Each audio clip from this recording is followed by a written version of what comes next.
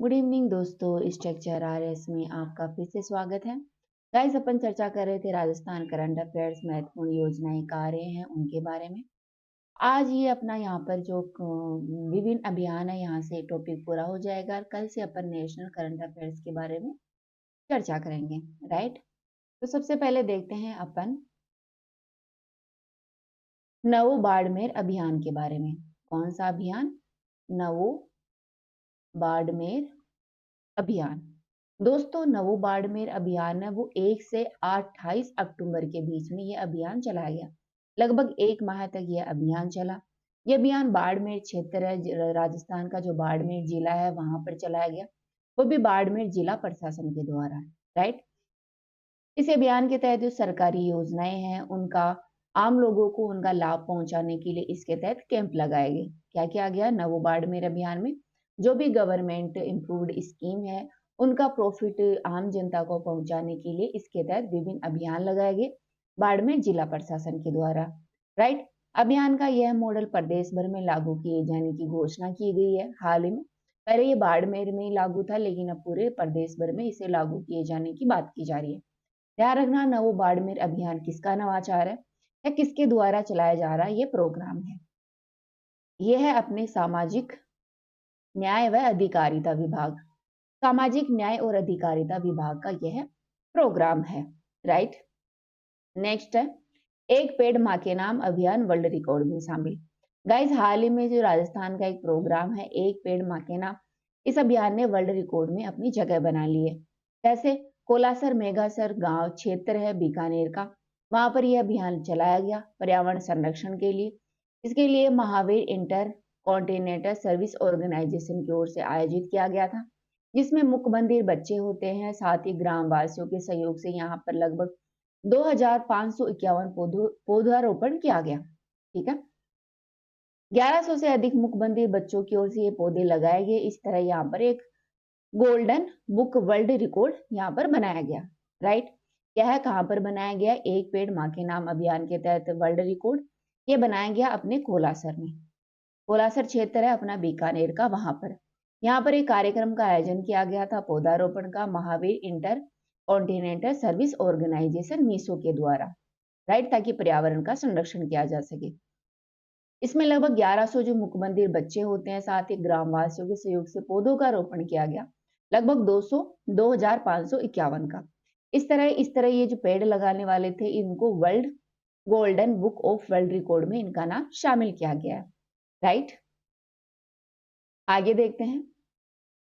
आगे है अभी नहीं अभियान के बारे में।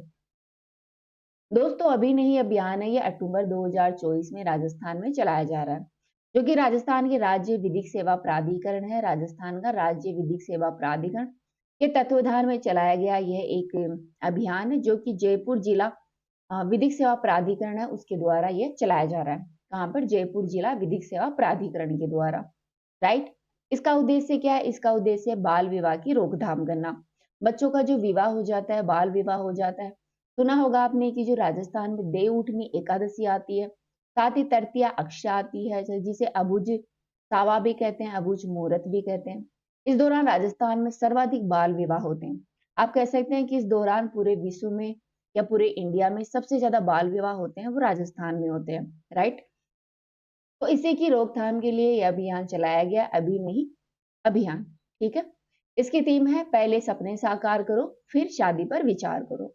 राइट, तो पहले तो आपके जो भी सपने हैं उनको साकार करो और बाद में आपको शादी पर विचार करना है। राइट, अभियान के तहत गाँव में स्कूलों में चित्रकारी की जा रही है। सांप सीढ़ी प्रतियोगिता द्वारा बाल विवाह के जो बुरे प्रभाव होते हैं उनको दर्शाया जा रहा है गवर्नमेंट के द्वारा। साथ ही इस अभियान में सरपंचों, शिक्षा विभाग, पंच, वार्ड पंच और जो वरिष्ठ नागरिक होते हैं उनको इससे जोड़ा जा रहा है, ताकि जो बाल विवाह हो रहे हैं राजस्थान में इनको कंट्रोल किया जा सके। हालांकि पहले से ज्यादा बहुत सारे बाल विवाह हैं उनको कंट्रोल कर लिया गया, लेकिन फिर भी अभी भी आप देख सकते हैं कि बाल विवाह है वो बहुत ज्यादा हो रहे हैं। ठीक है, तो ध्यान रखना, अभी नहीं अभियान किससे जुड़ा हुआ है? बाल विवाह से जुड़ा हुआ है।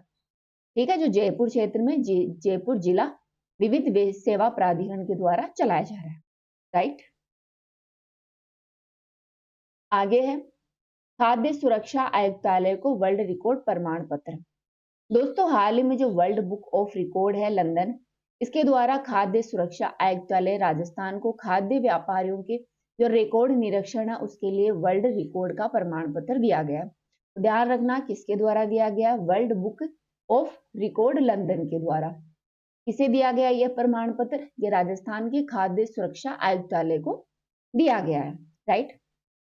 फिर चर्चा करते हैं कोटा ग्रीनफील्ड हवाई अड्डे के बारे में। दोस्तों हाल ही में जो अपना पर्यावरण मिनिस्ट्री है, पर्यावरण मंत्रालय है, उसके द्वारा कोटा में जो प्रस्तावित जो ग्रीनफील्ड हवाई अड्डा है उसको मंजूरी दी गई है। राइट।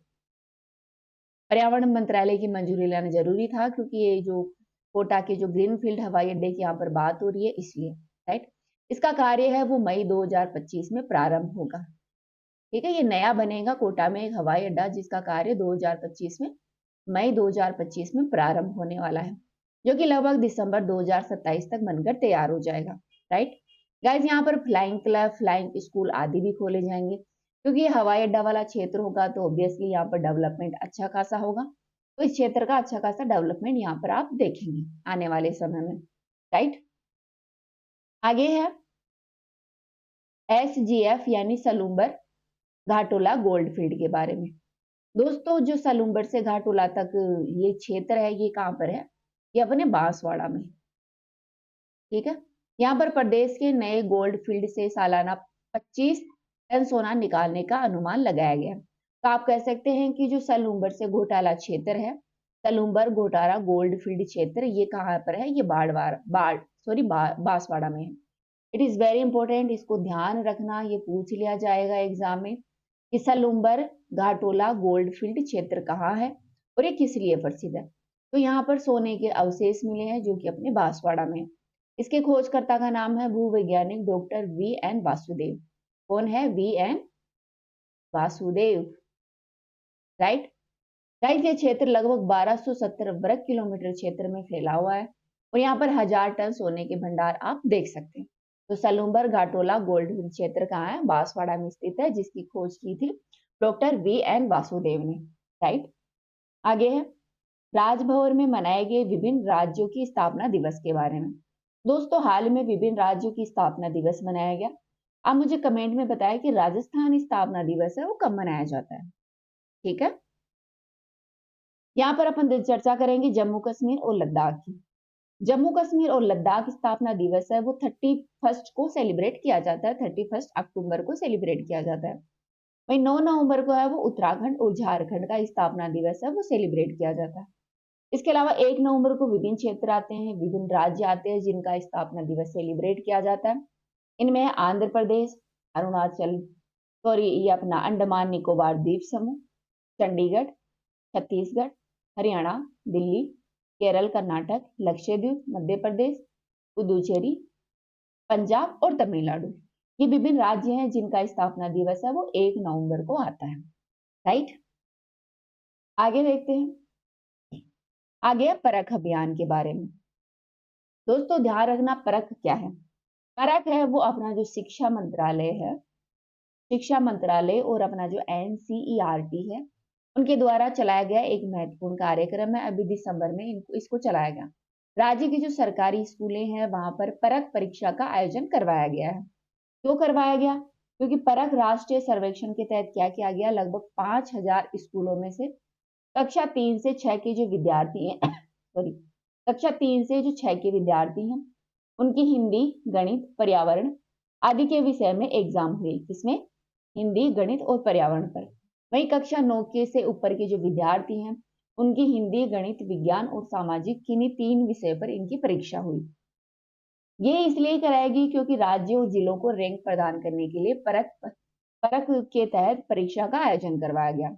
लगभग 5000 स्कूलों में कक्षा 3 से 6 के लिए विद्यार्थी हैं उनको हिंदी, गणित, पर्यावरण विषय पर और कक्षा 9 के विद्यार्थियों को हिंदी, गणित, विज्ञान और सामाजिक विज्ञान के विषय पर परीक्षा आयोजित करवाएगी ताकि इन बच्चों की रैंकिंग दी जा सके राज्य और जिला स्तर पर। राइट। अब अपन यहाँ पर चर्चा करेंगे परख अभियान के बारे में। दोस्तों परख अभियान है वो राष्ट्रीय मूल्यांकन नियामक प्रोग्राम है। राइट। राष्ट्रीय मूल्यांकन नियामक प्रोग्राम है। जिसका अर्थ है प्रदर्शन, मूल्यांकन, समीक्षा, समग्र विकास के लिए ज्ञान का विश्लेषण करना। ठीक है। Performance, assessment, review and analysis of knowledge and holistic development, ये परख का आप पूरा नाम देख सकते हैं। ये क्या है कि जो अपनी न्यू एजुकेशन पॉलिसी है 2020 वाली, उसको क्रियान्वित करने में, उसको लागू करने में महत्वपूर्ण भूमिका निभा रहा है परख प्रोग्राम। राइट। ये एनसीईआरटी के एक हिस्से के रूप में काम कर रहा है। एनसीईआरटी जो अपनी एनसीईआरटी संस्था है, जो आप एनसीईआरटी किताबें पढ़ते हैं, उसी के द्वारा उसी का एक हिस्सा है। इसे नेशनल अचीवमेंट सर्वे और स्टेट अचीवमेंट सर्वे जैसे परीक्षण आयोजन का काम भी सौंपा गया है। ठीक है। पर किस किस का देखता है? नेशनल अचीवमेंट सर्वे और स्टेट अचीवमेंट सर्वे। नेशनल स्तर पर और स्टेट स्तर पर जो भी अचीवमेंट की जाती है, उस सर्वेक्षण को भी देखता है परख प्रोग्राम के तहत। ये 3 प्रमुख मूल्यांकन क्षेत्रों पर काम करता है। कौन कौन से हैं इसके 3 प्रमुख मूल्यांकन क्षेत्र? एक तो व्यापक मूल्यांकन, स्कूल आधारित मूल्यांकन और परीक्षा में सुधार करना। इन 3 क्षेत्रों पर परख प्रोग्राम है वो काम करता है। ये देश की शैक्षिक प्रणाली में सुधार करने के लिए मानक स्थापित करता है, साथ ही मानदंडों को निर्धारित करने के लिए एक राष्ट्रीय मूल्यांकन केंद्र के रूप में इसकी स्थापना की गई है। राइट। परख है वो नीति निर्माण, मूल्यांकन मापदंड, मूल्यांकन कौशल आदि की प्रक्रिया पर आधारित महत्वपूर्ण एक कार्यक्रम है। कहने का मतलब है कि जो बच्चों का जो स्किल डेवलपमेंट है, उनका अच्छे से एजुकेशन है, वो उनका लेवल क्या है, वो क्या कुछ पढ़ रहे हैं और उनने क्या कुछ सीखा, इसी की परीक्षा की जाती है परख प्रोग्राम के तहत। राइट। जो कि एनसीईआरटी शिक्षा मंत्रालय इनके तत्वाधान में चल रहा है और अपनी जो न्यू एजुकेशन पॉलिसी है उसे यह प्रोग्राम लागू करता है। राइट। आज के वीडियो में इतना ही। ये आपको वीडियो कैसा लगा कमेंट में एक बार जरूर बताएं। अभी के लिए इतना ही। Thank you. कल फिर मिलती हूँ आपको नेशनल करंट अफेयर्स को लेके। तो अगेन थैंक यू।